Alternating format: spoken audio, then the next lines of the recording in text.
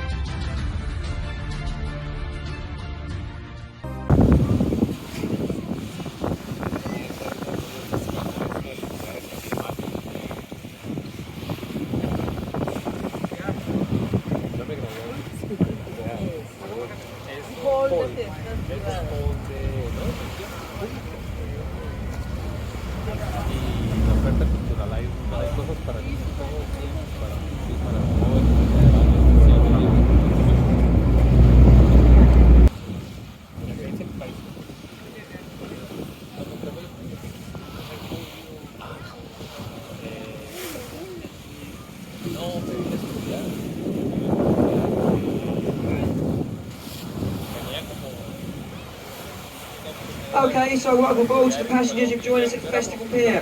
Just got to start with a quick safety announcement to tell you the boat is licensed by the Maritime Coast Guard Agency. It's a quick full complement of life rings, lifeguards and life jackets. All of our emergency equipment, emergency exits, clearly marked with green and cream signs. On our journey down the river, I'll be pointing out some places of interest. I will warn you, we're not tour guides on these boats, we're just the crew of the boat. And we'd like to point out some places of interest to make our trip a little bit more interesting. So when I make a mistake, or get a bit lost, just bear with me. I'll find where I was eventually. Ahead of the boat and on the left, there's a large white ship with a yellow funnel. That is HQS Wellington. She escorted merchant ships during the Second World War, and in 1948, she was moved to Victoria Embankment to become the livery hall for the Honourable Company of Master Mariners.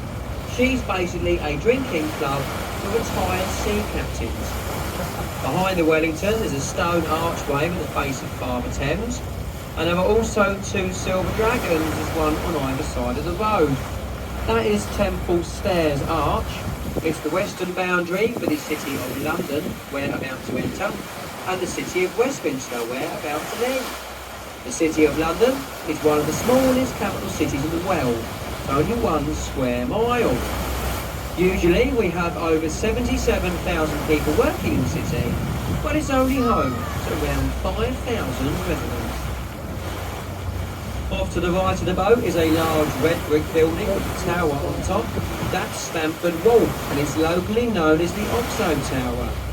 That building used to be a coal store, famous Oxo company, and when they had it designed, it was illegal to advertise on the banks of the Thames unless your company worked with boats. Now, because Oxo makes stock cubes and have nothing to do with boats, they were taken to court, and they argued it was merely a coincidence that the windows on their towers spelt their company name, Oxo. Surprisingly, the judge actually agreed with them. They've had over 90 years of free advertising ever since. I think they got away with a technicality. Something about gravy boats. Off to the left of the boat is a Gothic revival building with a sloped roof and a black minaret. That is the old City of London School for Boys. It's where they educated many of our former MPs and Prime Ministers. Now, despite that, they do say that it was a good school. And Winston Churchill even spent 2 weeks there before he was expelled for fighting.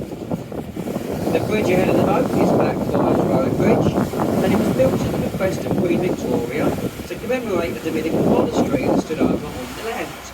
The monks wore black habits, which is where they get the name of Blackfriars.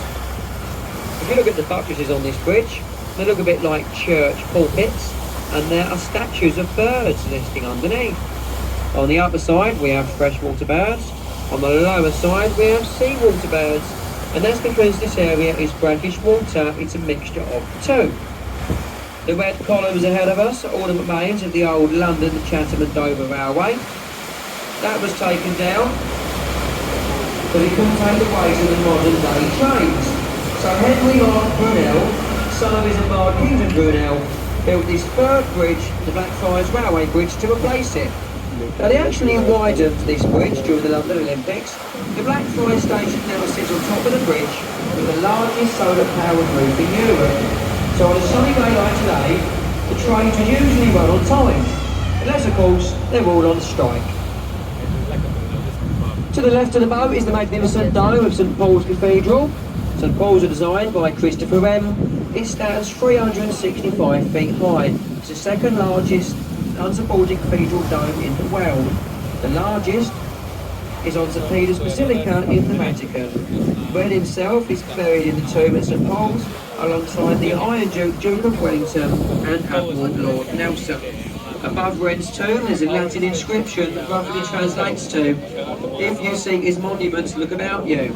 That refers to over 120 of Wren's buildings, churches and landmarks, from Hampton Court Palace, about 21 miles behind us, to the Old Royal Naval College at Greenwich. But off to our right we have the old Bankside Power Station. That was designed by Giles Gilbert Scott, but it closed due to the escalating price of oil. It's now home to Tate Modern, the largest collection of modern art in the world. We're just passing under the Millennium Bridge, locally known as the Wibbly Wobbly Bridge. That's because it was opened by the Queen in the Millennium year and closed by the police the next day because it wobbled quite violently. They had to close that bridge for 2 years. They spent millions of pounds demobilising it just to make it safe. To the right of the boat is a white building with timber frames and a thatched roof. That's a replica of Shakespeare's Globe. It was the idea of Sam Wanamaker, an American film producer and director. You can see Shakespearean plays performed there in period dress and costume from just £5. Excellent value for live entertainment here in London. The bridge ahead of the boat is Southbank Bridge. It's the narrowest and least used road bridge to cross the Thames in central London. That's because the approach roads are so narrow and so poorly signed that not many Londoners know this bridge is here. If you do see anybody up there today, give us a wave. They're more than likely us. These people will be the upper But through this bridge off to our right, dominating the skyline, is the Shire. And the Shire is the tallest building in Europe. It's about 15 feet high. It's up there you'll find London's only 6-star Shangri-La hotel, the Champagne office space and luxury apartments as well. Also on the right, behind this ugly boat, we've got a very historic riverside pub. That is the Anchor Bankside. Now there's been an anchor tavern on that site for over 400 years.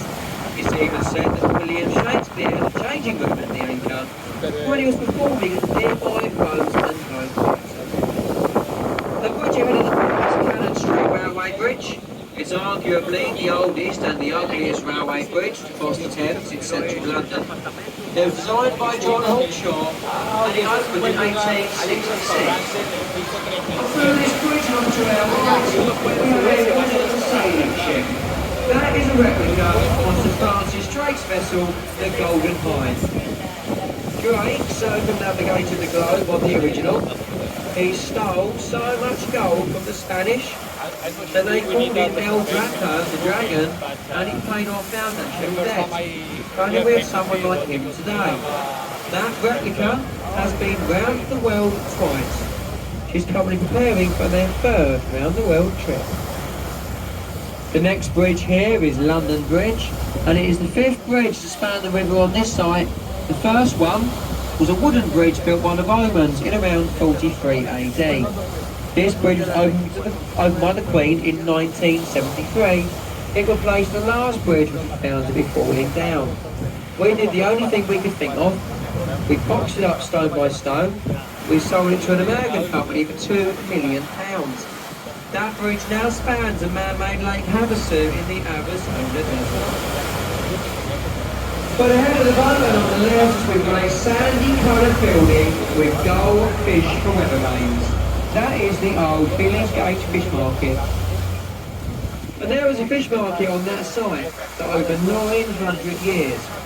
It's now moved to larger premises in the Docklands area, where it's still famous for its fresh fish and the foul language from its porters. A young man called Maurice Micklewhite started his career there. He later went on to become the famous Cockney actor Michael Caine. A lot of people speak Billingsgate, so he learned how to swear properly. Not many people know that. Now our next point of interest is quite difficult to see because it's painted in camouflage. But ahead of us on the right we have HMS Belfast. She was built in the Harland and Wolff shipyard in Belfast, the same shipyard as the ill-fated Titanic. She saw action during the Second World War. She last fired guns in anger during the Korean campaign. She's now part of the Imperial War Museum. You can explore 9 decks of the Belfast from the engine room all the way up to the captain's bridge. And that makes an excellent day out if you like naval or maritime history. But ahead of the boat and on the left we have the Tower of London. The square keep with the 4 turrets, that is the White Tower, and it was built for William the Conqueror in around 1078. Over the last 900 years, the tower has been a royal palace, the Royal Mint, an armoury, observatory, menagerie, place of execution, and home to the Crown Jewels. Traitors were tried at Westminster Hall, where we started. They were rowed down with it in a small boat, and then they were taken into the tower, be imprisoned or executed. Now, one of the most famous people to be sent to the tower was a young red-headed princess called Elizabeth. She was sent to the tower by her sister, Queen Mary, but she was freed about 6 months later. She went on to become a bridge. We leave the city of London, the 1 square mile, and we enter the Greater London area of 600 square miles. This is where we make our next stop at Tower Bridge Quay, St Catherine Pier. So if anybody wants to leave us here for Tower Bridge, Tower London, you are more than welcome to. You're more than welcome to step ashore. St Catherine Dock over on the left has some lovely bars and restaurants. It's my favourite place for a drink or something to eat if I'm out and about in London and I'm not on a boat. But if you do step ashore, folks, please remember there's only one more sailing from this pier back upriver to Westminster. If you'd like to take the last boat back upriver, be back at the pier no later than 6:30. Here. Have a lovely evening at the tower. Thank you very much, folks.